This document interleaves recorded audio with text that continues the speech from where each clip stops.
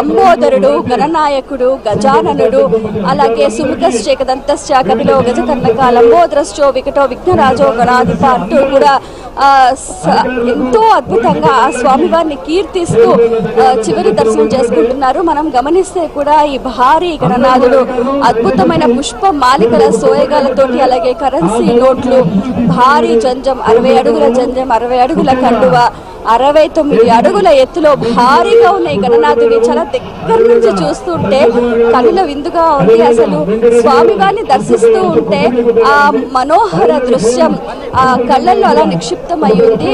ఎంత అద్భుతమైన రూపం! స్వామివారి రూపం మనకు ఎన్నో రకాల జ్ఞాన సంకేతాలను కూడా అందిస్తూ ఉంటుంది. స్వామివారి చిన్న చిన్న కళ్ళు మనకు సూక్ష్మ దృష్టిని అలవర్చుకోవాలని సూచిస్తూ ఉంటుంది.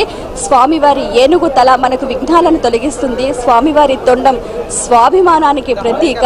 స్వామివారి అభయహస్తం మీకు ఏ ఆపద ఉన్నా కూడా నేనున్నానంటూ కూడా స్వామివారు అలా మన వెంట ఉన్నాడు అన్నట్టుగా కూడా ప్రతీకగా ఇక్కడ ఆ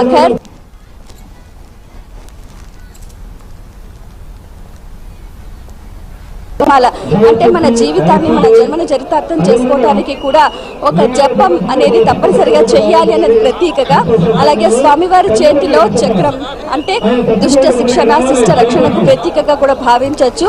అలాగే శంకు అంటే ఆ ధ్వని ఎంతో చక్కగా మనకు ఈ ప్రకృతిని, పర్యావరణాన్ని పరిరక్షించే విధంగా కూడా ఉన్నట్టుగా గోచరిస్తూ ఉంటుంది. ఒక చేతిలో వేదాలు ఉన్నాయి, ఒక చేతిలో లడ్డు ఉంది. మనం గమనిస్తే గణపతి చేతిలో లడ్డుకు చాలా ప్రాధాన్యత ఉంది.